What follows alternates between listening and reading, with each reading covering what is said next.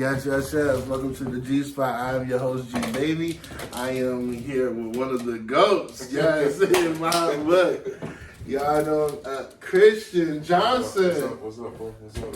And if you know him from Ready, Set, Down, Eat, which is a great name. Down Set, Eat. Down Set, Eat. I apologize. Down Set, Eat. But it's still clever. It's still clever.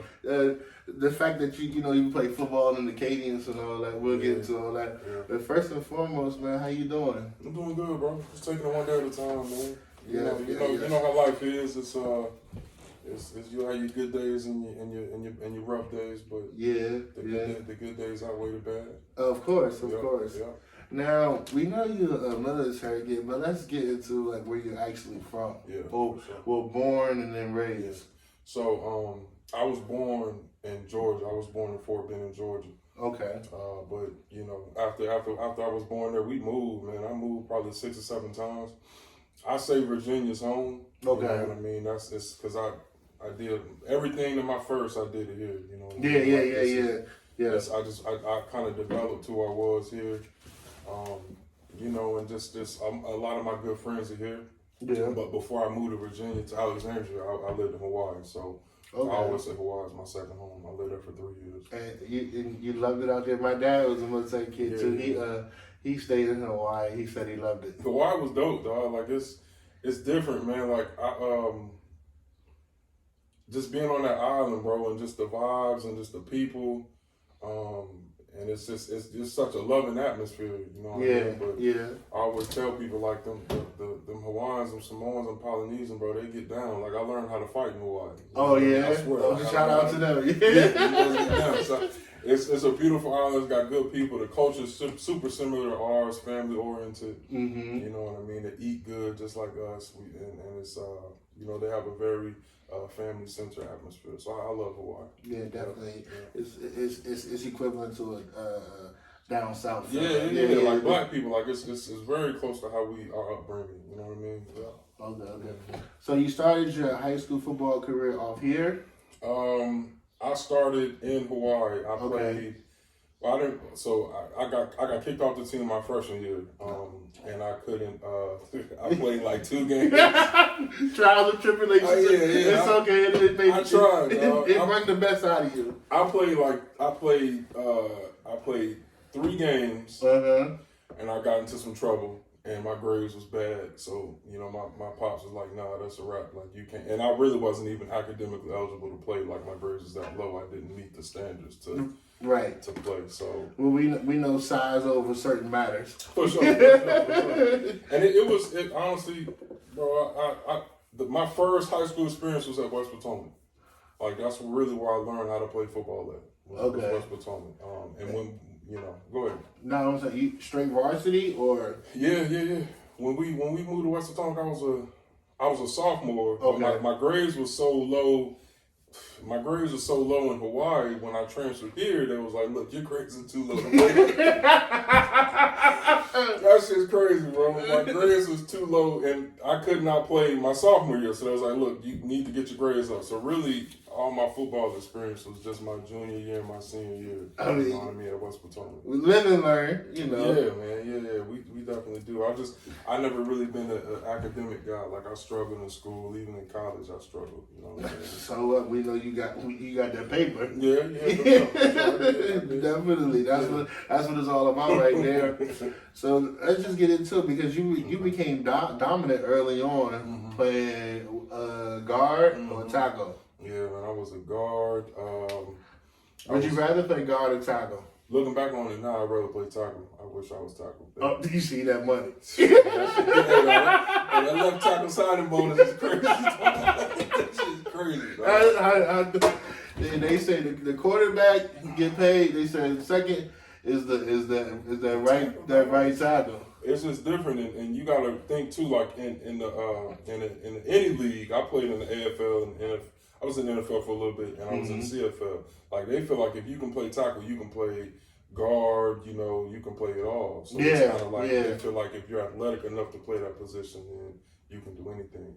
But when you're a guard, it's almost like you're kind of pigeonholed to being a guard or a center, but usually it's you'll just be a guard unless you're one of those guys that can do both. Oh, okay. So basically, inside can't move outside, but the outside can move inside. Generally, bro, and it just depends. It just depends. Like I just went through that because I needed better footwork. So I think when I got to college, I was great at guard, but anytime I had the opportunity to play tackle, I struggled.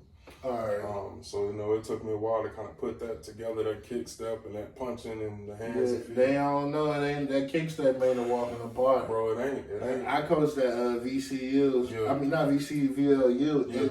Just for me to had to learn it on my own. It's Yeah. real tedious, man. Bro. Because you think you're doing it, but how they seeing it and they want it a certain way, you ain't nowhere close. And bro, it's all how do I say shit? Like it really is all rhythm. Like everything, I gotta do what I gotta do, no matter what the defensive lineman does, no matter what the DN does. Right. I gotta kick. Mm-hmm. I gotta get out of there, and I gotta sit my ass down and be ready to protect. But between tackle and guard, like a guard, I can just come out my stance and jump on them sometimes. Yeah. Exactly. And tackle, you really do gotta kick. You gotta set. You gotta be ready to move. And then don't lunge.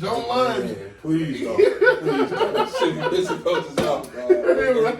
I know for sure. When they was teaching me, they was telling me the first thing, put this in your head. Remind the kid, don't lunge. Because as soon as you lunge in it, and these DNs, they running 4.4s now, so they out of there. Different. Yeah. So going out of Westboro, you had looks, but you wanted to go D1. Of course, you probably had D2, NAIA, and all of that. I had a few D1 offers. The biggest was Kentucky. You know what I mean? And, but again, bro, the grades was always that issue for me. So I had a lot of people a lot of teams that was like, listen, if you just get your SAT score up or you pull your GPA up, we'll offer you. But I never had the GPA or the SAT score from the jump. Oh, okay. I never did. So that's why I couldn't get as many offers. Okay. So I had to go to military school for a year. Okay. And which one did you choose to? I went to Hargrave Military Academy. Okay. And a lot of these come out of there. Man, we have some dogs, bro. We have some dogs. And I went there for a year. I got my SAT up, pulled my grades up, and I was academically eligible to play to start college football in the fall. Okay. Did you reclassify? I did. I redid my senior year over again, bro. Okay. I had to because but I played football. It was postgraduate, so we played against junior colleges. Yeah. But it just didn't count against my eligibility. Okay. Yeah, and explain that reclassified, because I didn't know anything about it. Because when I went to Fort Union, I had the combine and. The coach said I did great. He pulled me out, and he said that you had to reclassify. Me not knowing the game or someone around me, I looked at him like, what? You know what I had to do? And academics has never been my, what I'm saying? But if I would have known the game now, like you say, it was a game changer because it benefited you. So it's like people don't even know this, bro. I couldn't even graduate from West Potomac. So when I got the offer to go to Hargrave, and I was like, man, I talked over my family. My parents like, this is a good opportunity. You need to go. I had to withdraw from West Potomac. Yes. So the last that second half of the year, I was basically just taking classes for no reason. Yeah, right. Yeah. And I asked the principal, I ain't gonna say who it was, but I asked him, I was like, man, can I still walk with my class even though I'm not graduating? I just wanted to walk. Right, yeah. And he was like, nah, you can't do it. So I had to sit out, and when I got to Hargrave, all the classes that you would take as a senior, I took those plus like SAT and ACT prep courses. Right. Okay. Yeah. So I went hard. I ain't gonna lie. That was probably the best time academically I had, because the teachers was like, these kids need to get the SAT scores. They need to get their grades up. So they really did focus on it. And they don't know they also have scholarship money for you. Yeah, for sure. Yeah. I think a lot of people don't know the whole, what I'm saying, the whole breakdown that I met him. I don't know his name. I met him at a camp before. He was a real good dude. Like he holds you down. The head coach name, what was the head coach name when you was there? At Harvard? Yeah. Our coach name was Robert Proney. Yeah, okay. Yeah. He was crazy. But when you spoke to him off the field, he was a good genuine dude. Or maybe I'm thinking about the coordinator. It could be either or. Pruny was very animated. Like if you talk to Robert Pruny, you know it's very animated. Yeah. He's got spit foaming in his mouth. That was him. Yeah, that was him. Yeah. He was alright. He was alright. Let's talk about the experience because did it teach you a lot of discipline? Of course, a military kid, a lot of discipline is implemented early on. Right. But Hargrave, let's talk about that discipline in itself. Bro, it was what I needed to get me prepared in a sense for college. Mm-hmm. And my dad, man, my pops was a legit military man, so I came to Hargrave with discipline. Mm-hmm. But I just needed to kind of fine tune it and be on my own. My major at Hargrave, his name was Major Payne. Crazy enough, his name was Major Payne. Right. And he was an older dude, bro, but he was legit. He was about like that discipline. He was about respect, and he was on our ass. But when you get to Hargrave, it really is a competition, man, because you're surrounded by the top of the tops in the country that just need to qualify. Right, yeah. So you got to be on your A game, and you will get pushed to the side. And Sunday through Saturday, you never know what recruiter was coming through that door. Man, they was there, bro. They was there. My first practice, this is the honest to God truth, and this is just me being vulnerable. Like our first full day of practice. The first practice we had, bro, we ran like 2,500s. That was the first practice. Like literally, coach, we walked up the hill to practice. And we stretched for maybe like 2 minutes, and he was like, "Man, get your asses on the line." And we just ran, bro, until dudes was passing out, until dudes was like quitting. Folks were quitting like right in the middle of the shit, like this. So, and that second practice, bro, I was getting my ass kicked. Like it was some dogs out there. I wasn't prepared for that coming straight out of high school. No. So I eventually picked it up, and I was killing it. I was starting and stuff, and my 2 tackles were drafted, but. It was just a dope experience, man. I wouldn't change that for the world. I mean, it's great that you sent that in because everybody else in their mama, like you said, like that they think equipment separate. When I was at VUL, they told me that players think equipment separate the boys and the men. They say the running and the weightlifting separates the boys and the men because anybody can go out on that field. For sure. But what do you do? Outside game time, you know what I'm saying? Put on that helmet, bro. I played with cats like that, and I used to say, they look like Tarzan, play like Jan. Yeah, you know what I mean. Like you look at him, you like, oh, this nigga's a beast. You think he's the truth, but they get on the field and they fold. They ain't got no heart. They scary, but I think you gotta have a balance of both. Some people are just gifted enough to where they don't have to really do too much working out. Like, right. They just got it. They just got it. And I played with dudes like that. But I was the one, I had to do both. I had to go hard in the weight room. I had to go hard in the field. Mm-hmm. I had to try to get better and get better daily. Let's talk about that weight room, man. Did you fall in love with it? Because I was allergic to them joints.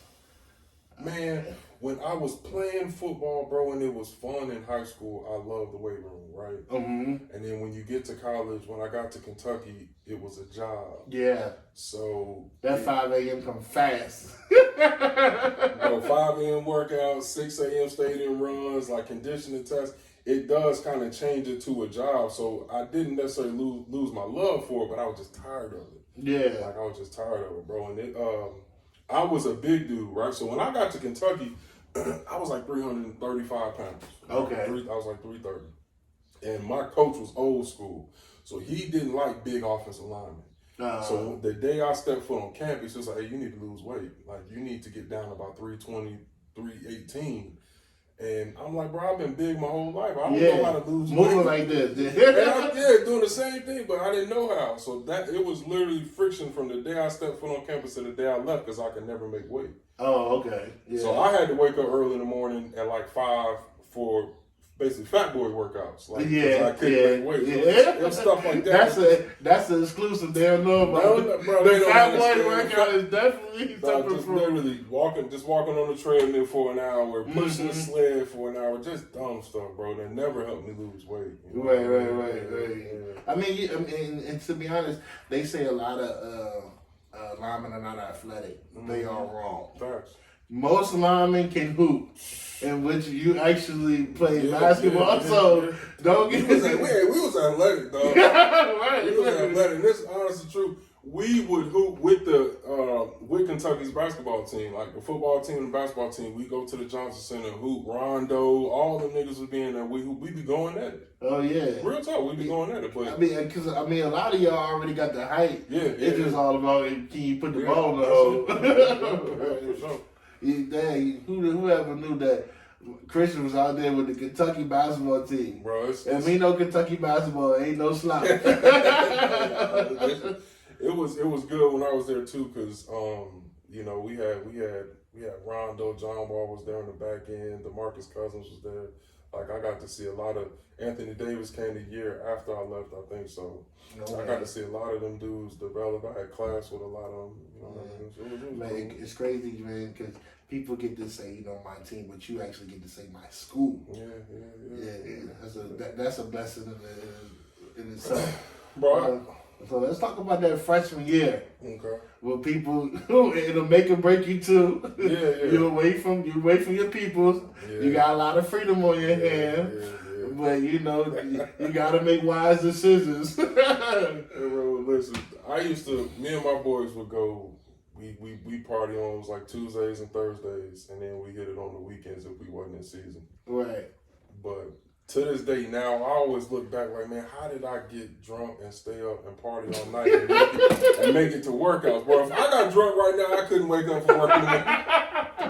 I'd be so hurt, bro. If I had too much fun tonight, bro, I would not be able to get up in the morning tomorrow and work. So yeah, definitely. It was fun, dog. Like that freshman year, it's just so much fun, dog. It's hard to explain, but if anything you can imagine that happens, it happened. We did it. You know what I mean? We lived to the fullest. So let's talk about trying to have a balance or develop a balance. Yeah, for it, man. Bro, it's wild because the balance I tried to find, it really was just me being able to focus on my academics. Yeah. Like you can do everything you want to do. Like you can go party, you can have a social life, you can indulge in some of the other stuff, but you got to be able to make sure you're on your A game with academics. And my freshman year, I didn't do that. You know what I mean? My freshman year, I was lacking academically. So really, by my sophomore year, bro, after I wilded out my freshman year. Like I went dumb. Typical, yeah. I didn't have no sense. you did enough, but you didn't do too much to get kicked out. I was hanging on by the skin of my teeth. Bro. They wanted to kick me out of Kentucky so bad, bro. They wanted to get rid of me so bad because I was the type. I fought with coaches. I had, for some reason, bro, I had a bad attitude. I didn't like authority. And I did not get along with my coaches at Kentucky. Yeah, I didn't, and it was really 4 years of that. And I'm not gonna lie, it was 4. So it's a blessing because I always say God was looking out for me because they were supposed to cut me, kick me off the team my freshman year. I wasn't supposed to make it. I really wasn't because the stuff I was doing off the field, like I was involved in, I get in like fights and stuff. Yeah. We be getting in brawls and just all kinds of crazy stuff, and couldn't get along with coaches. And I really think the only reason they kept me because I was good. Yeah. I do. I think the only reason they kept me there because I was good. We ain't gonna sugarcoat nothing. Yeah. We know why people still in the NBA, NFL, et cetera. Or they get a little punishment here and there. Yeah. Your talent can take you a long way and keep you relevant for a long time. Yeah. But so going into your sophomore, obviously you changed and buckled up and tried to hold it down.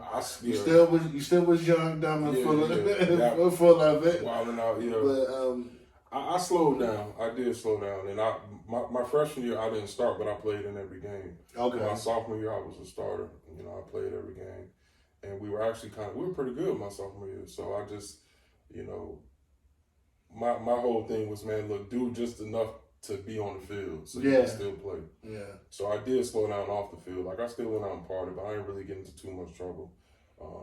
And I tried to buckle down academically, but again, the struggle, it was always there. Like, it was hard for me to focus. And then you giving me freedom now where, shit, I don't have to go to class today. Right. I'm tired. I'm just gonna sit in my room.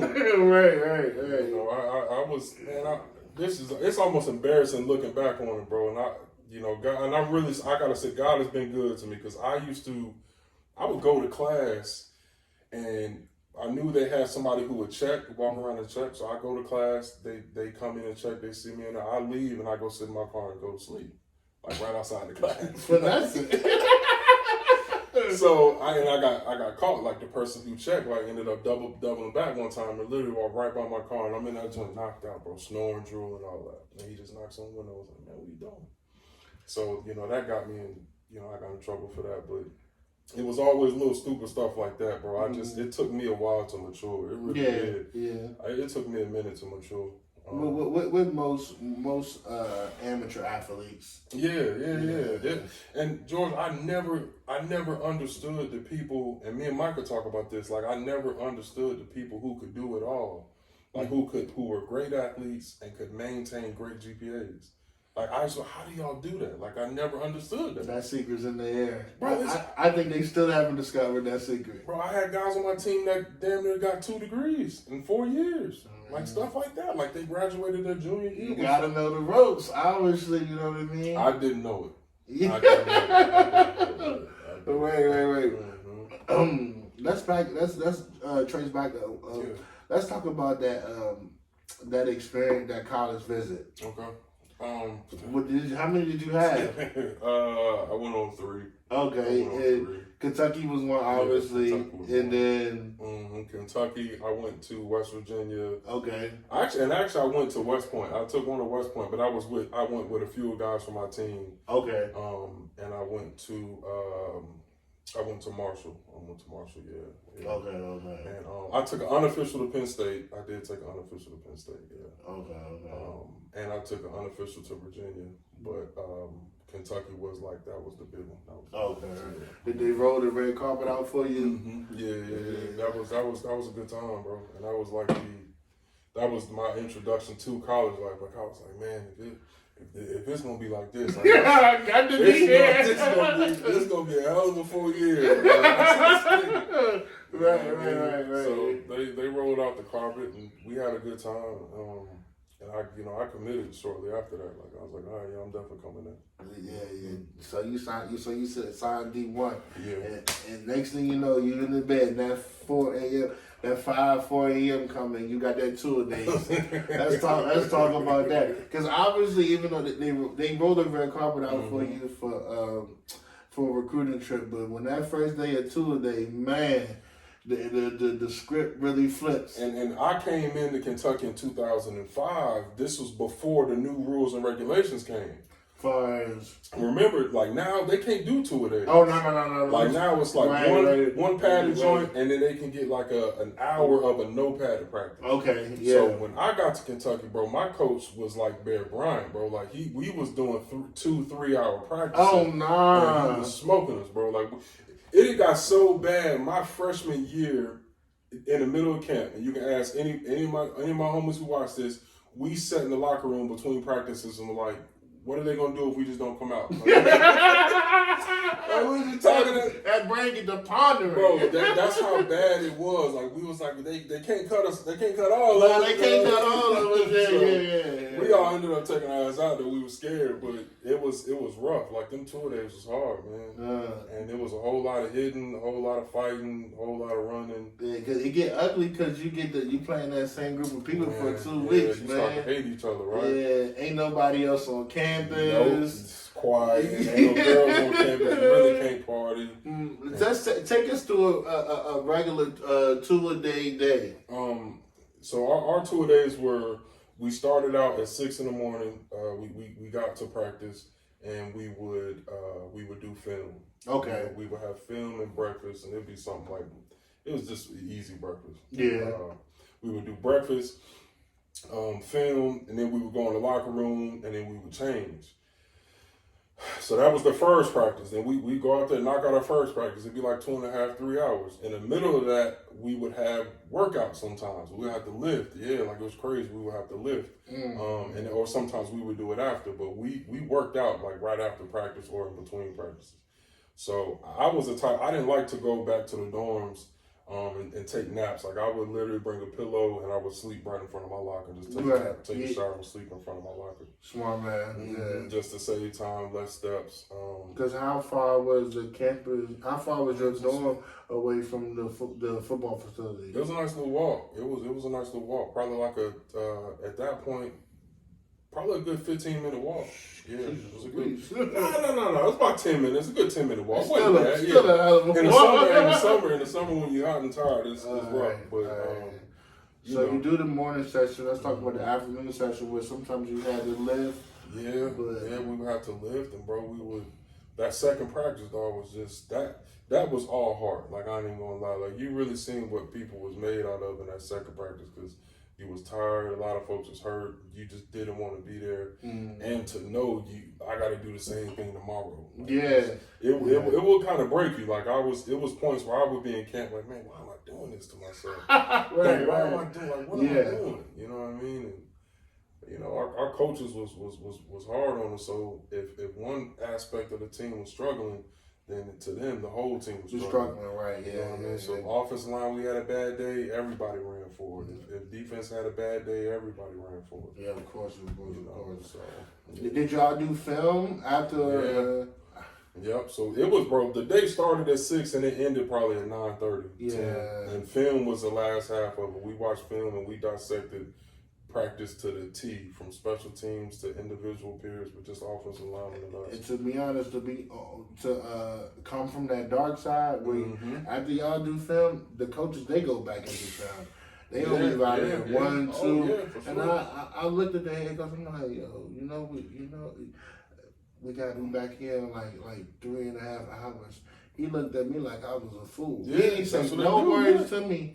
He just said, See you in a couple hours. Bro, to be a college coach, or to even be an NFL coach, but to be a college coach, bro, you got to be kind of insane, bro, because the schedule's just like this is your life for the next 6 months. Like, right? Yeah, really, it is. It like, is. It's not your kids. Everybody in your life knows they have to take a back seat. Kids, wife, family, whoever it is, they got to take a back seat. Our coaches at the facility, bro, damn near at least 20 hours out, 18 to 20 hours out the day. And they might go home for a few hours, but it was just a constant. It was like the hamster wheel. They had to be back the next day. I'm trying to tell you, they don't understand. Sometimes the wife will bring the kid doing their school hours just to say, to see how you doing. Just so you see you, yeah. So let's talk about you walking into that first game. How did that feel? Man, the first game we played Louisville. It was a home game. All right, I'm not going to say, I can't remember who we played, but I don't know why I always remember it being Louisville. Okay. And that was our rival. That was our in-state rival. And I just remember, like, man, it was, bro, they let them cannons off. We was in the tunnel. They let them cannons and fireworks out, bro. When we ran out there, bro, I almost got trampled over because I just stopped. Like, I just had to soak it in, bro. It was just hearing 90,000 fans just hollering and screaming, bro, it's something that I'll never forget. It's something I'll never forget. And it's, when I actually did get to go in the game, this is crazy. The dude, we was playing against Louisville. Their defensive lineman at the end, he set a sack record on us. Right? He set a sack. His name was like Amobia Collier. He got drafted like first round. And Elvis Dumerville. He played for the Broncos, got drafted first round. Was destroying us, and my coach was like, "Get in," and I just kind of looked like, I was like, "Hold on, like now?" He was like, "Get in," you know what I mean? So I played like the end of the game when they was already beating us by like 30 points, 20 points. I played in the game, but that experience just stuck with me because he was killing us, bro. Like this dude was murdering us. He got like 6 sacks. He picked up a fumble, ran into the house. He got drafted on our game alone. Right. They say you only need one film. Bro, he just had that game, and that's all he needed. What class was he in? He was a senior when I was a freshman. Okay, all right. Thornville was, and bro, what's crazy about it? This dude was on like 6 foot. Like he wasn't an NFL D. He was like 6 foot, 250 pounds, but just was short and was a dog. Like he just went after it. And he was good in the NFL. Judge his heart, don't judge his size. Yeah. That's crazy. So that was like your welcome to the D1 college football? That was, man. Any other welcome to college D1 college football? Yeah, I got a dude. We played Florida. My quarterback threw a pick, and I'm trying to be hero. I'm trying to chase the nigga down. Yeah. I ain't gonna catch him, you know what I mean? But I'm still trying to look good on film. Right. Somebody come up from the side of me, bro, and just blindside. Bro, like, if you seen it on film, bro, this dude folded me up like a chair, bro. And I was hurt so bad. Like, wind knocked out of me. He like fractured one of my ribs. And it's the brutal part about football. My coach is like, can you play? I can't even breathe. I'm like, like I'm trying to breathe. Yeah, because when you hurt your ribs, bro, when you breathe, that don't hurt. Yeah. And I still had to play. Like I still had to go out there and play. So that was like my second introduction, and I just. Man, you know, it goes by so fast, George. Like I look back on it, bro. I look back on it now. It went by in the blink of an eye. So anytime I talk to young kids, I tell them, man, enjoy every day because when it's gone, it's gone. Yeah. And there's nothing like a football locker room, bro. Like nothing can replace that camaraderie, that feeling you get from being around your guys that you go to war with. You know what I mean? And just that camaraderie that you get, it's nothing that can replace that. And Michael still play, and I always tell him like, man, enjoy it because it's. It is coming to an end. Right. Father time undefeated. Yeah, undefeated, bro. Yeah. And if you don't have enough money to sit on, you're gonna have to get a 9 to 5. Oh yeah, definitely. So, what are some of the team accolades that you accomplished when you was at Kentucky? Bro, we didn't really do a lot of team awards, bro. And to be honest, I wouldn't have got any anyway. Like I got player of the game a couple times as offensive lineman. I got player of the game. Like I put together some good film. But I never was all SEC. I was mad that I couldn't even I thought I would, at least when I was a freshman, I thought I would make freshman all SEC because I just played in so many games. But, my whole college career, I probably gave up 3 sacks, you know what I mean? Which is incredible. Yeah, and I played every game, you know what I mean? And it's just when you're playing for a school that isn't as good, and you're kind of that mid-tier SEC team, it's hard to get those accolades. It really is. It's harder to. What's some of the upsets that y'all accomplished when you were there? Bro, we beat LSU when they was number 1. Okay. That's the year they went on to win the national championship. Well, is that with Russell? What's his name? The one who didn't last long in the league. Was it Russell? No. Big dude, Jamarcus Russell. Jamarcus Russell. Russell. Yeah. It was when Jamarcus Russell was there. We beat him. We beat Auburn. Like they had a winning streak against us that was crazy. We knocked them off. We went down to Georgia and beat them. We went to a bowl game and faced Clemson and beat them. We finished the season like 9-3, 9-4. Oh, okay. So you was over 500. Yeah, and you won a bowl game. Yeah, we went to 4 bowl games straight, bro. Like people don't realize that. Yeah, we went to 4 bowl games. What's your bowl game record? We 2-2. Okay. 2-2. All right. Yeah. So you do have rings. Yeah. You got hardware. I lost a lot of them. I did. I ain't gonna lie. I lost a lot of them. Why don't you have them? Man, I don't, bro. I can't. I know for sure somebody stole 2 of them. Somebody got me for 2 of them. So you get a ring for attending and a ring if you win it. Yeah. Okay. Yeah, you're gonna get a bowl ring for going for sure. Right. But if I'm not mistaken, the winner joint is a lot bigger. It's a lot nicer. Right. Like ours had the score, the game. All yeah. that stuff. Oh, them notes was fancy. Yeah. Ain't nothing. Yeah. So that's crazy. It's we have fun at bowl games, man. That was like a vacation for real. You just try to go to another city and and wild out like it was your city. You know what I mean? So what was your 4 bowl games played at? We went to Music City Bowl in Nashville twice, and we went to. Then they went to it's a bowl in Memphis. I can't think of the name. It might have been the Liberty Bowl. Okay. And I think we might have went back. We stayed at the Music City Bowl. Like we was always in that mid-tier bowl, that 8-5, 8-6 bowl. So those are the places we went. Yeah, but it was fun. Let's just talk about the atmosphere playing in the Division I football game, because you could barely hear yourself talk. Okay. But did you have any rituals, any jitters? Yeah. I was always nervous, bro. I used to be nervous as hell before games. I don't know why, but it was just I had the jitters bad. So I used to I would listen to like some slow music. I would listen to a lot to music to hype me up because I wanted to kind of relax and get my thoughts together. Right. But I always took a shower before a game, and I just it helped me relax. I took a shower, I ate. And I would listen to music, and I'd find me a little corner and just put a towel over my head, and I would just kind of run through the plays in my head, run through what I was going to do, just to kind of set me in the mode. But once I got out there, after that first pass, that first play of contact, I was good. Like once I finally got to put my hands on somebody, I was good. Yeah, right.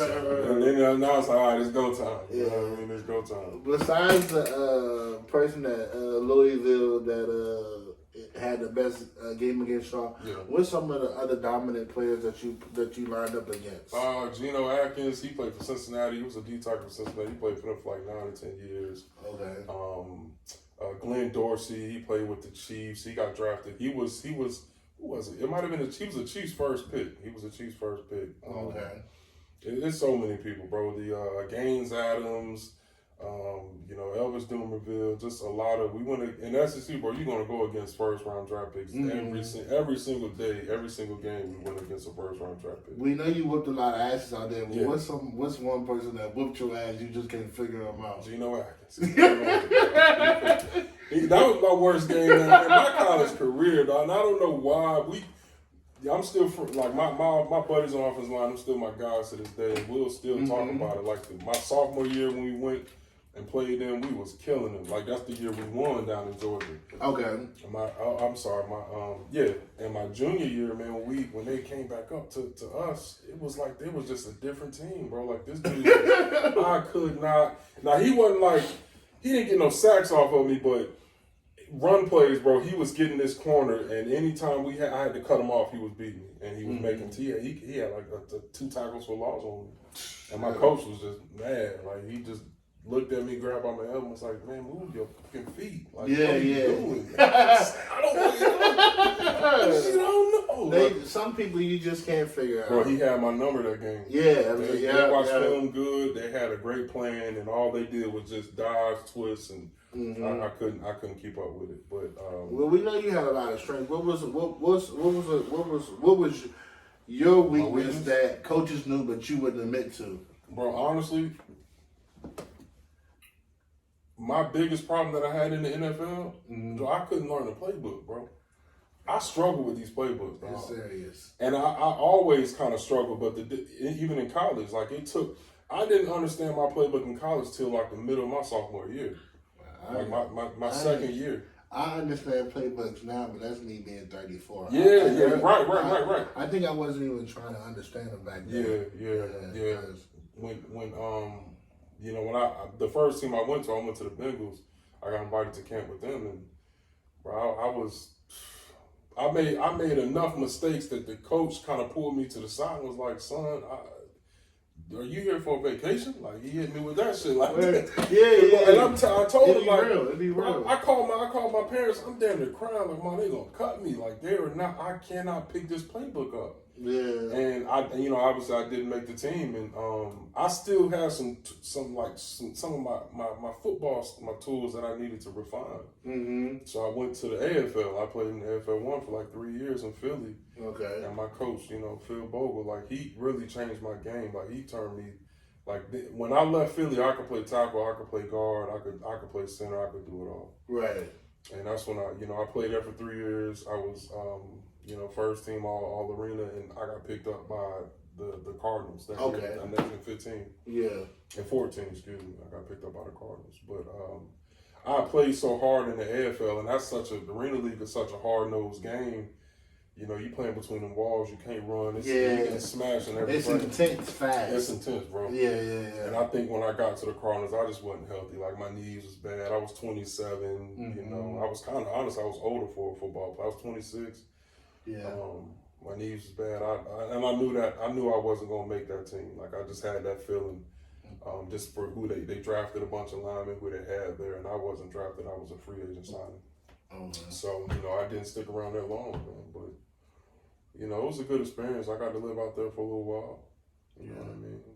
Got some gear, you know what I mean? Yeah. I looked the part for a little bit. You know what I'm saying? Yeah, man, look. It's one thing to say to get drafted, it's one thing to say be in the NFL, and this one thing for even just to get certain phone calls. So that's just a blessing in itself. And like you say, you didn't enter that 1% club, and it's different. Yeah, and you right here on the G spot telling that with my guy. Yeah, it ain't easy. Because a lot of these people, they see you out there and they see the fame and the fortune, but they don't see the hard work. Gee, I meet so many parents, and they think that just because they kid's big, they gonna make it. They're like, look at my kid's shoe size. He gonna be in the NBA one day. That's how this shit works. Y'all think this nigga's hand size and foot size gonna get Right. Like, no, man. You heard that story that they gave the 24-inch baby that weighed like 13 pounds and offered a scholarship. Like, he might not grow, you know what I'm saying? And I think recently, it's a kid in Cali, they offer him. Oh, that's crazy. USC, like, they offer him, he only like 13, they offer him a scholarship or something. Like, bro, you're banking on the intangibles being there, but you're talking 15 years of maturation that has to take place to even get to that point, dog. It's not easy. Actually, it's not easy. It's hard, bro. And even now, it's harder now than when I played, because now technology's advanced. All these kids is getting trained. All these kids got trainers. Yeah. All these kids got trainers. All of them do. It wasn't even. I think it was an idea, but this is a thing now. Yeah, bro. I couldn't afford it. So my trainer, me and my brother just get out there and run. Like, we just run sprints, we used to jog to West Potomac from our house. You know what I mean? Yeah. That was our training. We couldn't afford it, but I look at it now, bro. These kids are fast. They strong. They doing stuff with their feet that I still can't do. Right. Yeah, definitely. So it's hard. I think it's harder now, to really crack that code and get a scholarship, especially D1. But you gotta want it, I guess. Yeah, and imagine back then if we would have had the access to film that they have today. That's why you think a lot of these college recruits get fooled by what's on film. Absolutely, yeah, for sure. It's a cat and mouse game, bro. They're gonna make you think everything that they're gonna try to say the right things to you to get you there. To get you to college. And I think that even when you get to college and you're looking at film and, it takes some good coaches, because this is my opinion. I think sometimes you can have a coach that could watch film with you and that could coddle you and won't really keep it real with you. Right. Like, you have them type of coaches. They kind of passive. They might know you're a little soft, a little timid, so they ain't going to tell you what you need to hear. Like, I had some real coaches. Like, my coach was like, boy, you was trash today. Like, you suck. They kept it real with us like that. And I think, that's the difference for me, because, man, my skin's so tough now. Like, you can't hurt me. Like, it's not. But I'm like that because of the treatment I got playing sports. Right. Like, Rick, seriously, like, it's not too much that surprises me. You can't hurt my feelings. It's and I let a lot of stuff brush off my shoulders, but and some people could see that as a bad thing, but I credit that to just years of playing football and having tough coaches. Right. About college football and that not even about college football. Just talk about being on campus, man. How's that, man? It's cool, bro. It's cool. It's like you just around a bunch of young folks that's trying to figure out their way. You know what I mean? A bunch of folks are trying to figure out the way. Some people that they're just there to hang out. Our campus, you have people just to come to the campus just to kick it. They weren't in school. They just wanted to be a part of something.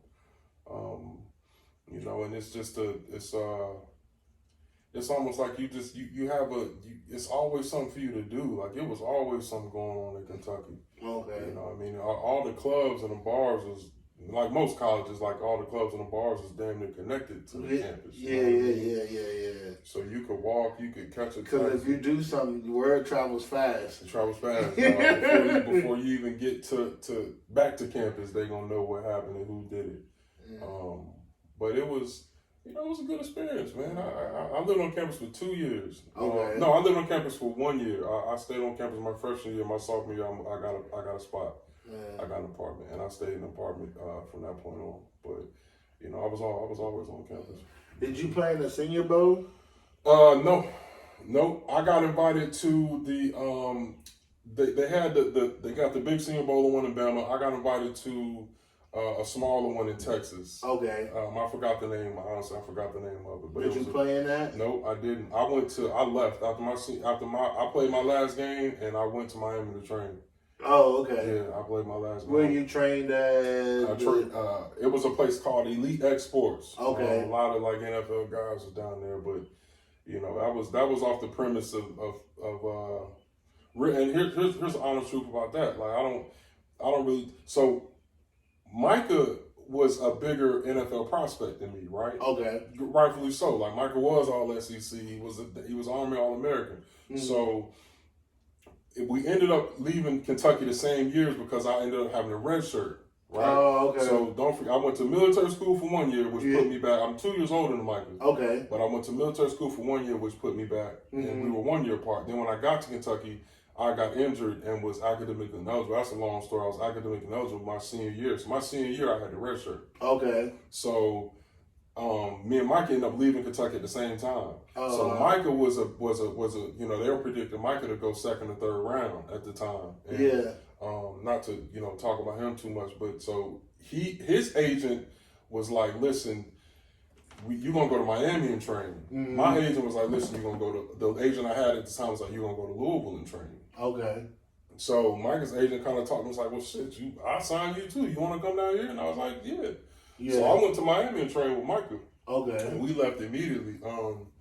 And looking back on it now, me and him both always say we should have just stayed at Kentucky and went to Louisville because we just went to Miami and partied. Yeah. Just partied. Spent all day. I think anybody gonna take Miami over Louisville. We was in some spot where we shouldn't have been. Don't give them too much, man. You know, God was definitely protecting us in a few situations. That was a mistake going down there. I mean, who gonna mess with two big bad wolves? We walk in the spots and folks like they automatically think you play some kind of sport. Right, yeah. So we walk in the spots and folks will be staring at us, you know what I mean? And we doing what we do, and some people don't like that. Like, no. You know how that is. Yeah, somebody in there wondering why these girls is looking at you a little bit more than they looking at their crew, and you know, stuff be happening. But yeah. So y'all trained. So what was the aftermath after the training? Man, I mean, we trained. We stayed on there for like 3 months, and I went to pro day. Michael got invited to the combine. And you know, it's bro, this story, man, is like and I'm not bragging, Joe, but it's like we could really break this shit down into like 3 episodes of all the stuff that happened to us at Kentucky. And there's some stuff that happened to why Micah didn't get drafted. There's some stuff that held him back. There's some stuff that held me back. Mm-hmm. Cause I ain't gonna know, y'all gotta do exclusive here, and y'all just gotta sit down and chop it up. Because I mean, you guys are a part of the West Potomac history and the culture, and acquiring minds just want to know. You know what I'm saying? Because I mean, if anybody. It's only a couple of people that you written off that you knew was going to the NFL. Yeah. Of course, Willie Powell did what he did, but you know what I'm saying. But we knew Christian and Micah was definitely on that path. You know what I'm saying. And Micah, listen, here's the thing: Micah did what he was supposed to do. He got, even though he didn't get drafted, he got his opportunity and he stuck. Micah was in the league for like 5 years. You know what I mean? When you don't get drafted, it's harder to stay in the league. And now, you know, he's been in Canada. He was on all decade team. Like he been cutting up. He's been killing it up there. So right. You know, he's done what he was supposed to do, and I feel like, you know, I did what I was supposed to do. But you know, I'm a firm believer that just everybody's path is going to be different. Mm-hmm. And to where my path led me, I never loved football enough. Yeah. And I can say that now. Right. I didn't love football enough, and that's why I didn't really study my playbook more. Mm-hmm.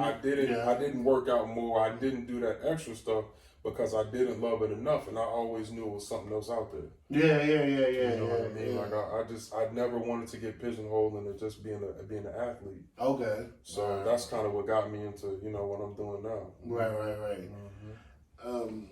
Because I remember. I don't know if y'all knew Gus. I heard about him. Gus, he is originally but he is a head coach at Bowie. Yeah. He was on Hard Knocks when they were in Cincinnati. Okay. And you know what I'm saying? And I was just compared the two, and he's just like, man, half of that stuff you just don't know. Mm-hmm. And it's like, people be wanting to talk, but people don't want to talk. And I'm like, you know, and I asked, because I was like, man, what's some things that I can ask, you know, even though I know you. Yeah. And he was like, man, you know, they're going to give you, everybody going to give you black and white. Yeah. Now, if they're going to go in the color, it's a little bit.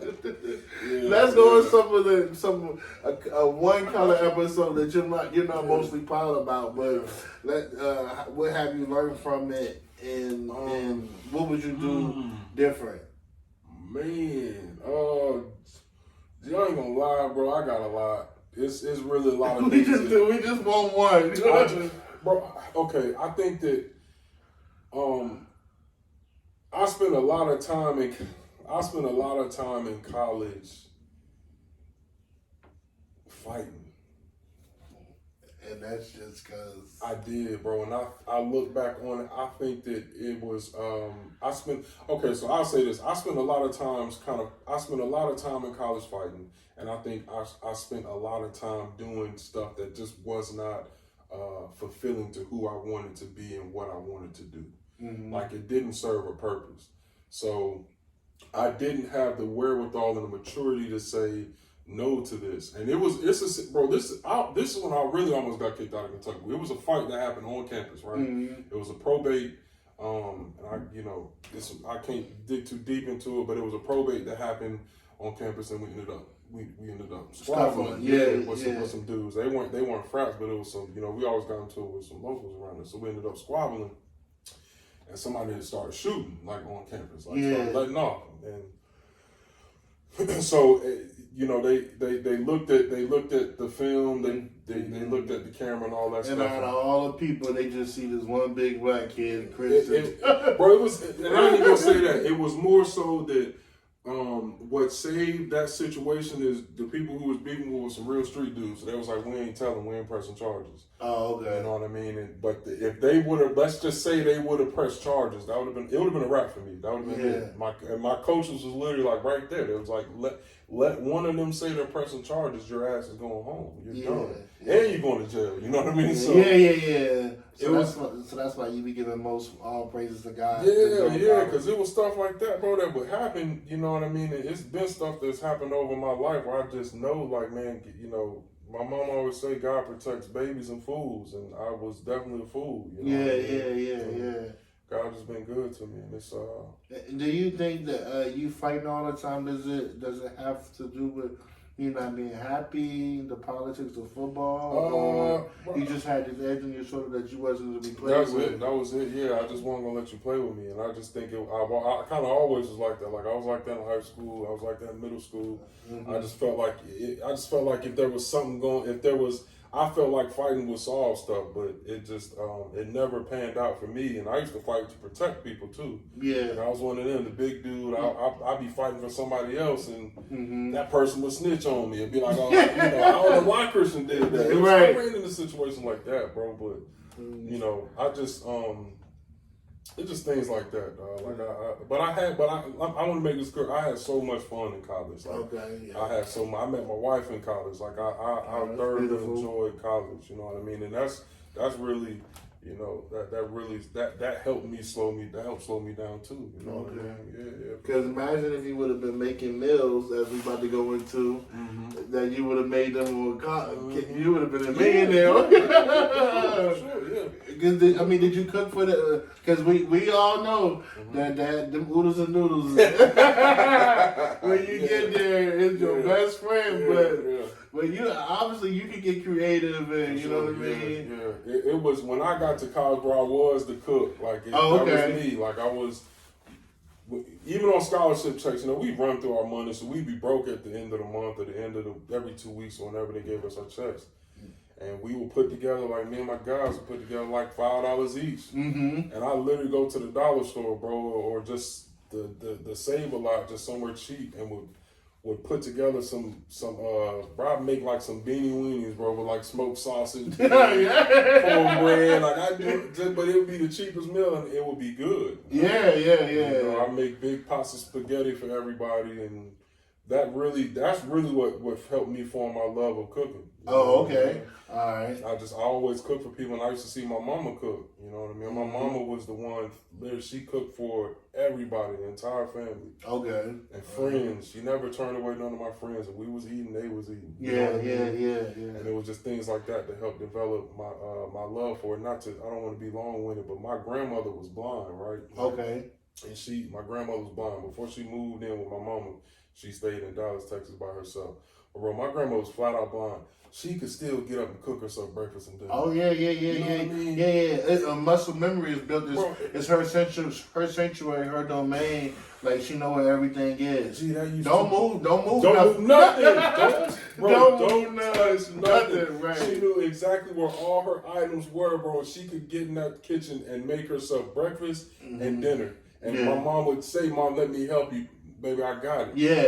And it was stuff like that. I'm just like, man, that's cold. Like, that's cold-blooded. You know what I mean? Like, no, definitely, yeah. So it was just stuff like that, bro, that really, that helped me start to love cooking. And I've always carried that with me. You know what I mean? Yeah, so you started at school. So when did you start? When did you just, not start, but come up with the thought, like, man, I'm just going to start selling dinner? Okay, so, First, let's talk about how the name came about. Down Said Eat? Yeah. Bro, I was just literally sitting up talking, and I was like, I just kept saying it has to be about football. Right, okay. Excuse me. And I was like, maybe it could be Down Said Cook. Like, I was throwing out all these names, me and my wife and my sister talking. I'm talking to my parents about it, and something just landed on Down. I started like 7 different Instagram pages. Okay. I just kept coming up with a different name. Kept doing all the one way. And then it just something stuck with Down Said Eat. Okay. It just stuck. And I was just like, man, this is it. This is the name. You know what I'm saying? And it just played off perfect because everything after that, bro, it just came natural. Okay. It really did. It came natural. Yeah. It was I started cooking because I was a teacher at the time. Okay. So I was a teacher in Prince William County. I was a teacher there for 4 years. And I was not making, teachers don't make a lot of money, man. They underpaid like crazy, especially around here. Yeah. So I used to be like, man, it's got to be another way I need to come up with a second stream of income. And my wife was in school. She was getting a doctorate. So, you know, it wasn't like we wasn't really balling out with it. Right. So I started bringing these, I cooked myself lunch. I would make myself lunch and I bring it to work. And people started, I was like, man, that looks good. Like, you know, you make that? I'm like, yeah. So one day, bro, I just brought like 5 meals to school and I placed them in the teacher's lounge. And like, everybody ate them. So it was asking, like somebody sent out a mass email, was like, whose meals was that? Yeah. On the teacher joint. And I responded, was like, that was me. And that kind of, that started it. Like just me doing that. And it started with meal prepping. And I started meal prepping in my school. And if you look on my Instagram page, the first few pages of my meal preps, I was saying they was for clients. Mm-hmm. The first few pictures of my meal preps, I was saying they was for clients, but that was all cap. Like, that was just a lie. Like, yeah, you know what I mean? Like, them shits for me. I was taking them to school and eating them myself. Right. I wanted to, I was just putting it out there like, man, it's coming. Like, this business is about to take off. That was my mindset. It's going to take off. And, bro, it literally just went nuts. Like, after that, like, most of my clients were teachers, and just that word of mouth. Like, somebody posted on Facebook, they writing me, and I started off with an email list. I didn't even have a website. I just had an email list of like 100 people, and I would shoot them the menu, and they would order. They would pay me by, I had Venmo at that point, Venmo or cash. Yeah. Let's talk about you actually kind of give them a dinner in their own home. Mm-hmm. Right. Let's talk about that process. I started doing that. That was one of the first things I started doing. I can't say who was my first meal, but shout out to them good people. I rock with them. You know who it is. Yeah. But they was the first people who I did the first couple I did the dinner for, and it's dope. I credit them because they really took a chance on me. Like, okay. They really did. Like that. That was my first one. And I did good. Like, they loved the food, and I really checked in with her. Like, I was like, man, I hope it was worth it. Right. What I charged at the time, which really wasn't a lot. When you charge, you're just sensitive. Period. Yeah. I got you. You don't, and I'm a tough critic, bro. So if one thing is off, it'll ruin my day. Okay. I'm one of them people, like, I sit back and wait for some feedback. Like, I'm waiting, like, by my phone. Like, somebody just text me and say you like that shit. Like, I just need one person to tell me it was good. So you're very prideful in your work. No, I am. Okay. It's got to be right. You know what I mean? So some people text you or send you an email. Mm-hmm. And how does the process go? They book a date or you So right now I'm going to start back doing the private dinners. I haven't done them in a while, but everything is ran by my site. Okay. They shoot me an inquiry on my site, downstateeat.com, and we'll respond and kind of curate a menu, and all my private dinners it comes with 3 courses and some wine. I ask if relationship trivia questions. I clean the kitchen. I bring my own stuff. I leave it really clean. I just try to bring the restaurant to them. Okay. You know what I mean? That's beautiful. The thing about that is too is, bro, it can't be cheap. And I sometimes I think people are surprised when they find out it's expensive. You know what I mean? And I try to convey this to anybody, bro. When it comes to somebody cooking for you in general, especially cooking in your house, bro, that's a luxury experience. Like, it really is. Like, I'm coming to your house, I'm gonna clean your kitchen up, I'm gonna cook in your kitchen, I'm gonna serve y'all. Like, that's not a cheap experience. It's like bringing Outback to your Man, like your favorite restaurant. Like, I'm literally gonna cook your favorite foods that you like, and I'm gonna serve them for you, and I'm gonna try to make sure y'all have a great experience. Okay. So but I enjoy doing the private dinners. I do. I enjoy doing those. Those are fun. Okay. And how'd you come up with that thought method? Because I feel like that's interesting. That's very, very interesting. Very, very clever. You know what I'm saying? Yeah. So how did that come about? Because obviously you are married, and if people have questions, you do. You know what I'm saying? So you're like the counselor. And bro, when I do the private dinners, I try to I try to talk to them about love and like hanging in there. Be good to each other. Stuff like that. The relationship trivia questions and stuff like that. Because I do want it to be a loving night that starts with love, has love in the middle with food, and ends on a good note. And I seen some other people doing it on Instagram. That's really what got me doing it. Oh, okay. I seen how nice it looked. Like whoever, and I can't remember who it was, but it's somebody who's like, I think this dude got like 50,000 followers. Like, he been in the game for a long time. But I seen how much pride he took in his presentation. Okay. Fire presentation, bro, and just the food just looks immaculate, and the couple looks so happy. So I was like, yeah, I need to do that. I want to bring that kind of joy to some people. All right, that's I gotta book you when you start back up, because for sure, I got you. It's a good vibe. It's a good vibe. For the cooking, of course you do the meal prep. Let's talk about because a lot of it is tedious, but it's something that you love. Not everybody get to do what's something that they love to do. You have given the gift, and you use your gift as a source of income, which you don't even look for the money. I mean, that pays the bills, but you really put your foot in the food. Not literally, but you know how people are. But let's just talk about some of your most prideful dishes that you make. Well, I just really it can go from anything, Joe. I'll take pride in everything I cook, right? So I can do like a crab stuffed salmon, and that could be something that they love with some kind of cream sauce, a lemon herb cream sauce, and some mashed potatoes. And that could be something that they love, and I'll take pride in that. And then I might have somebody just like, listen, we just like shrimp Alfredo. Yeah, okay. You know what I mean? Yeah. And I'm going to put just as much pride in that.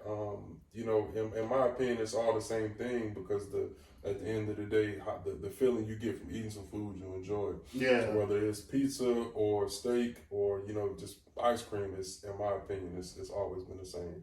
So, you know, I love making lobster tails. I love doing steak. You know, I love mashed potatoes. I love the Southern traditional food. Like I love. Oh yeah. I love all that stuff too. Yeah. That's more of my roots anyway. Oh okay. Yeah. You a lot of people. Could you when you if someone asks you to make a dish, could you tell them how to make it? Because a lot of people say they only know how to make it because they don't know really the measurements of the sauce and stuff. So they say they can't do it. Yeah, I don't even lie. So, depending on what it is, I don't do measurements. Yeah, that's okay. Yeah, that's all good. I'm trying to, bro. I'm trying to, but like when I'm cooking something, I'll taste it and I'll be like, I'm just gonna add a little bit more or something. The measurements that I did have, it just kind of throws it off a little bit. Right. I just feel like after you've been doing it for a while, you kind of just know what it should look like, what it should taste like. Because you do taste it while you cooking it. If I'm cooking, you know, I keep a tray of like disposable little plastic spoons. Okay. So I'm gonna try some sauce and throw that spoon away. Just make sure it's good. You know. Okay. I'm gonna try this. I'm gonna taste. I'm gonna throw that fork away. But that's just to make sure, you know, that everything that is turning out right. But you know, it's hard to really teach people how to cook. Yeah. And I'm working on a cookbook right now. I'm working on a recipe book. That's exclusive. Yeah. I'm trying to, bro. But it's like I keep having to kind of start over and go back over stuff because it's hard to just feel like this one is it. Yeah. Like with a cookbook, it's like that means that basically I'm telling you this recipe is it. This is the one that is fail proof. Okay. And it's hard for me. It's been hard to create that because I am like I try to be kind of creative and it could get difficult. Yeah. Would you rather like doing catering or meal prepping? Meal prepping. For sure. Yeah. Why? Catering stressful, bro. Is it because it's based on the client or? Yeah, and I got my menu on my site, dog. But like, you got to think like catering is like it starts. Let's just say that it's Saturday at 4:00. That's what time this event starts. It starts at 4:00 on Saturday. So I'm up late Friday night prepping up until early Saturday morning. And then when it's actually time to start cooking the food, like once it starts, where it's like bam, bam, bam, and then I gotta make sure I'm there on time. Yeah. I gotta fight through traffic. It's like a lot of stuff has to go perfect for everything to go perfect. Because I don't like showing up late. I can't be late. Okay. You see me today. I was here 15 minutes early. Yeah. I don't like being late. And then that's only because you can't.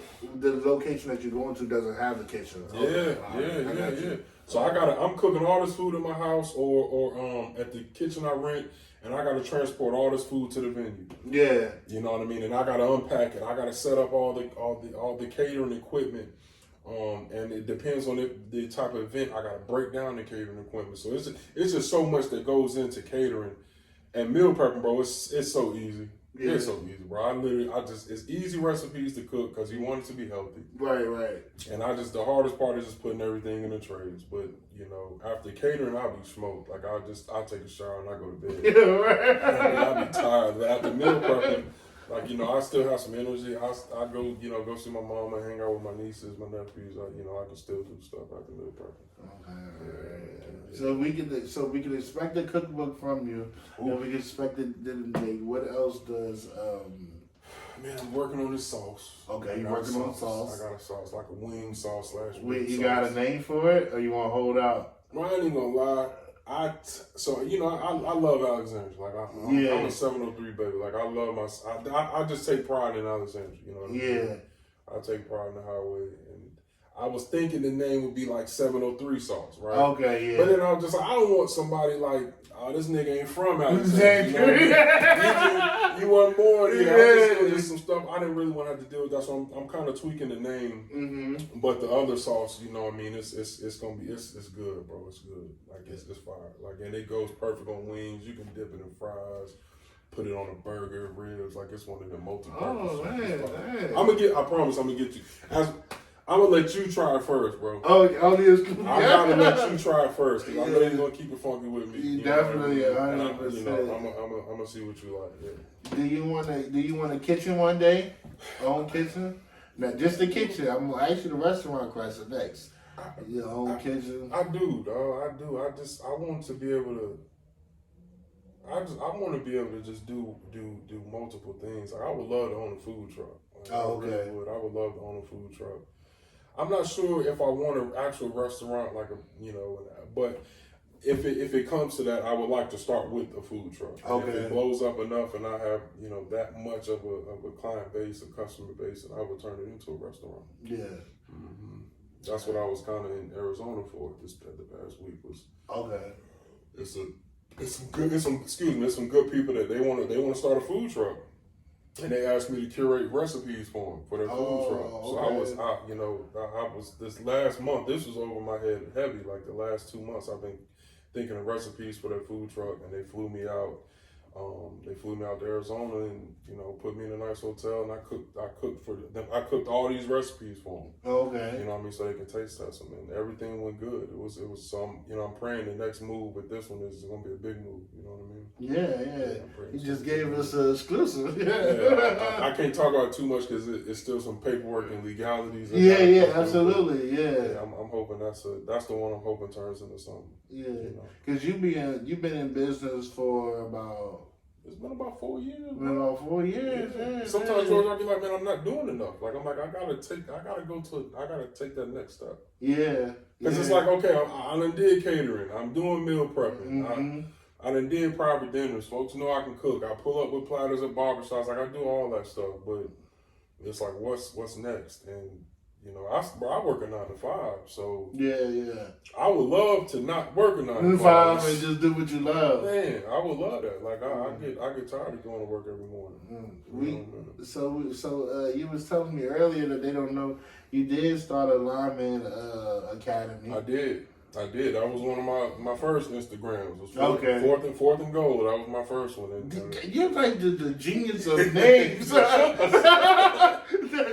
Fourth and goal. Right. I had this one laid out, and it was going to be something, but I just, it wasn't football. Really wasn't my passion. Yeah, right. And I'm thankful. And I'm not saying I couldn't have made it work, but while I was doing it and building it, I was just like, man, I don't really love football enough to be doing this, to make football my life again. Yeah. And that was really my thing. Like, I don't want to make football my life again. So it switched so quick. Like if I posted something about Fourth and Goal Academy on Facebook, and literally like 2 months later, I was posting something about Down City. Like, it switched quick. Well, you know. I know. Yeah. And it is good because, I mean, even though you have the accolades in the name, some people jump in here and do it for money and they don't know what they be doing. Man, that's a fact. You know what I'm saying? That's a fact. I have been asked to train, but I'm just like, man. What you thinking? What's stopping you? Is it too much time? No, it's a little bit. I feel as though I will have too many run-ins with other trainers. Mm-hmm. Because I don't think what you training them is not transferable to the actual game. That's a fact. Yeah. You know what I'm saying? Yeah. Footwork is footwork. I can't. Right. But if you're teaching someone something that how is this going to apply to the game? How are they going to use this for the game? Yeah. That's my biggest issue. You know what I'm saying? and then you see him, and then you see him on IG, and then he just look phenomenal. You do that 1v1. And then they gonna get smoked. They get smoked. They gonna look bad. And then it's not transferable. And then me and being a dick and an asshole. Pause. Yeah. I'm gonna say you get all that training from Sunday through Saturday, and this is what you come out. It's just not. I get it. It's not fair to you, or it's not fair to me for you to come over here. Bro, these trainers and a lot of these people online in general, bro, they're selling. They and I'm not hating on them. If it's working, I know you ain't hating. If it's working, it's working. But they selling dream tickets off of something that just look good. Like they're training, that stuff looks good. Yeah. So to a kid or a parent, like I'm like, well, I want my kid doing that. You know right. As a kid, I'm like, well, I want to be able to do that, but at the end of the day, you don't really need to do half of that. Nah, not at all. And then be stuff like KD be copying and all that. But he's 7 foot. You're not. It doesn't add up. You feel me? It's not KD for sure. At all. You know what I mean? Yeah. Or it'd be like Derrick Henry. Like you gotta understand, this guy is different breed, bro. Yeah. Did you ever want to play defense when you was at Kentucky? I did, but I just Oh, so you did play defense, but I played defense in high school. But when I got to like military, when I got to Hargrave, when I got to Kentucky, I knew offense was for me because I wanted to be the one to do the hitting. Yeah. Not saying defense kind of got to be reactive. Like I wanted to be the one to hit. I didn't want somebody to be waiting somebody to come off the ball and hit me. So that's kind of why I stuck with offense. But defense is that's a whole nother animal too. Right. You got to be a beast to play in them trenches, bro. You got to be a little off. You do. You got to be a little crazy. Some of them dudes are the smartest dudes in the world. I know, they're just off. They a little bit off. A little bit, Right. So can we expect a picnic from you somewhere in the area, some type of pop-up shop? Yeah, I'm working on that now. I've been kind of talking. I met some good people through social media, but I'm kind of working on some stuff now. Okay. As far as a pop-up shop goes, the biggest thing, and this is where I'm at with the business now, bro, is I need help. Okay. You know what I mean? Like for what I want to do and for where I want to go, I really do need to be able to depend on a team. Okay. And I'm not there yet. So, and I'm not saying that's what's keeping me where I am, but I just know if I'm going to expand, it's going to have to be some more pieces to this puzzle that's going to have to come into play. Because I need a little bit more help. Because even when you was explaining the catering events, you kept on saying, I got it set up. And bro, me? You don't got no help. No. You going straight just, bro, one man band. That's a lot.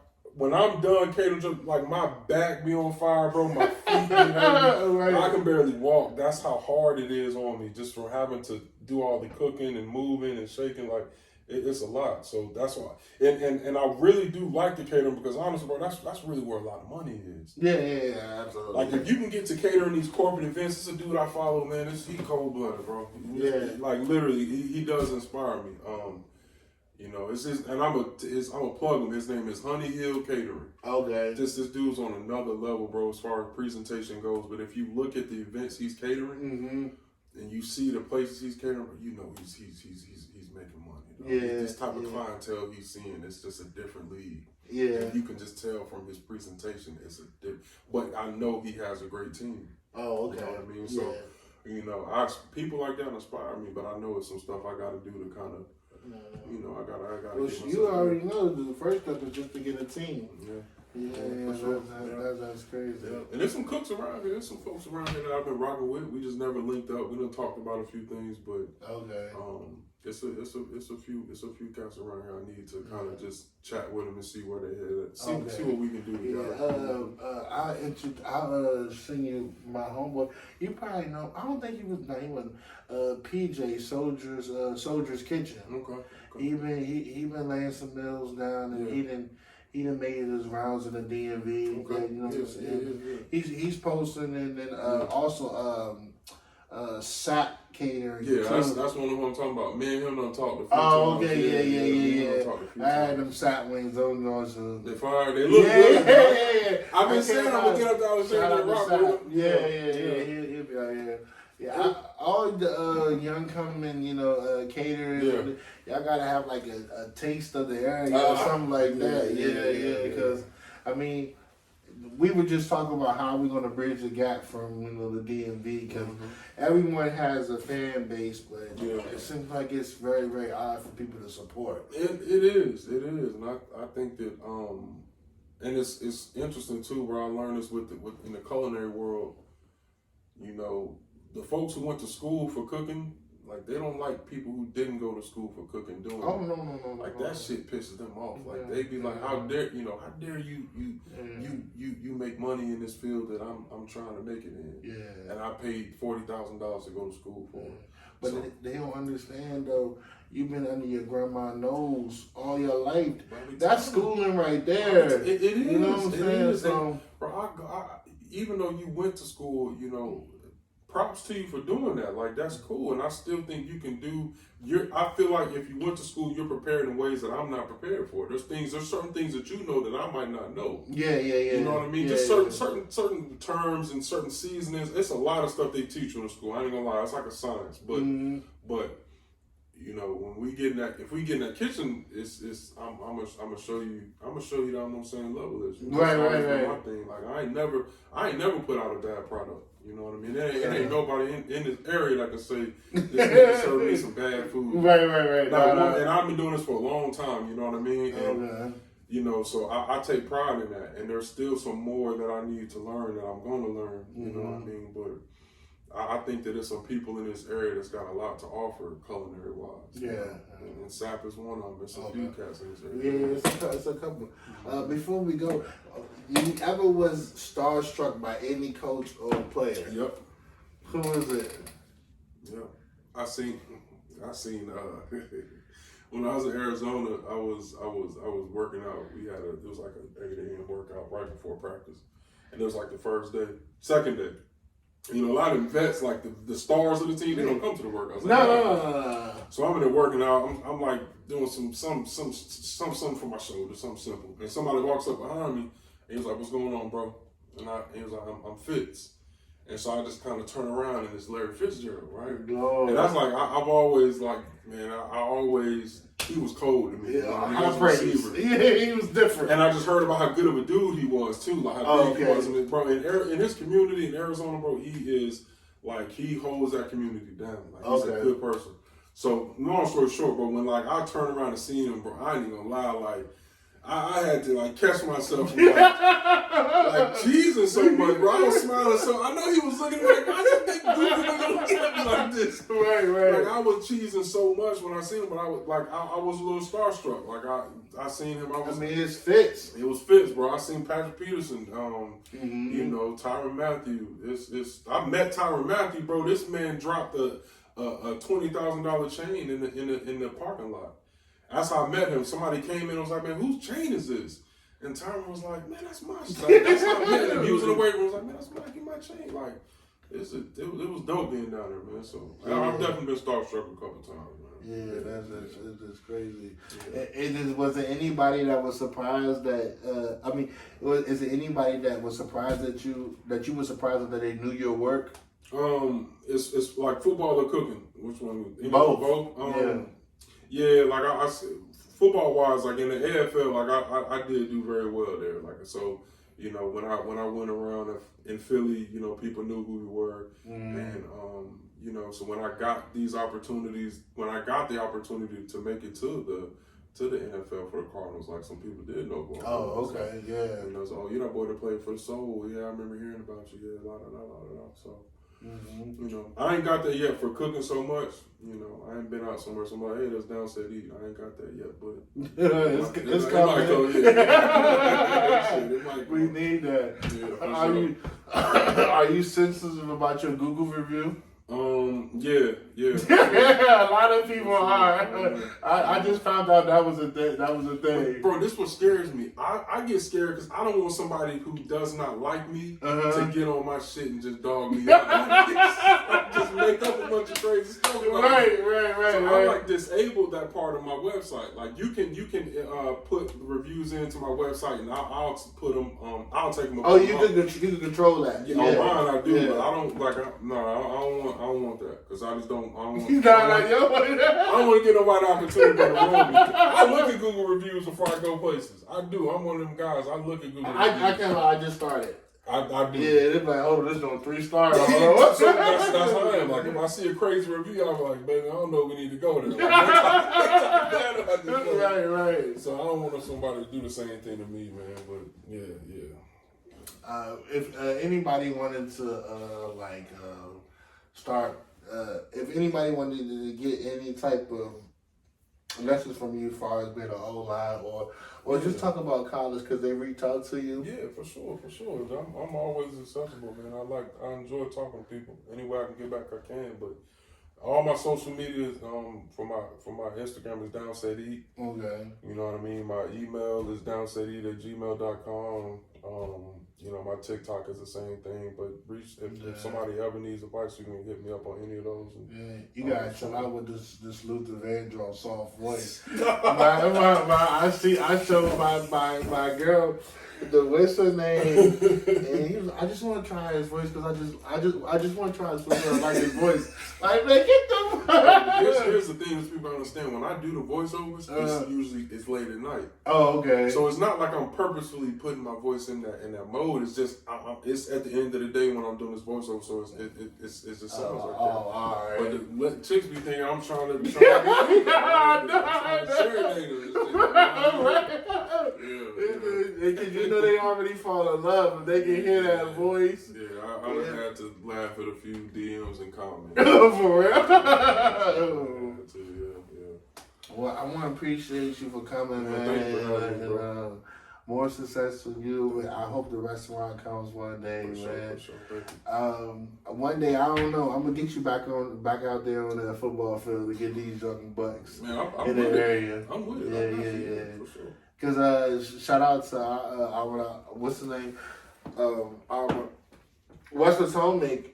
They lost to South County in the regionals. Yeah, that was a nail biter. But they beat them in the season. Okay. Bro, that's my next thing. I gotta go to a Westbrook game. Yeah. I gotta go to a football game. Shout out to the new head coach, Louisville. He had a lot of trials and tribulations during the season dealing with death. But he still, held his head high and, you know what I'm saying, he was there for the kids. Yeah. There for the kids. Man, I appreciate the opportunity, man. Definitely. We always have stayed in touch, man. Even when you was in Kentucky and left Kentucky, man. When you come home, you always, show me love and you be around. Sure. We gonna get him outside more, but he definitely has to bring me. I need to go outside a little bit. Yeah, definitely. Yeah. Thank you.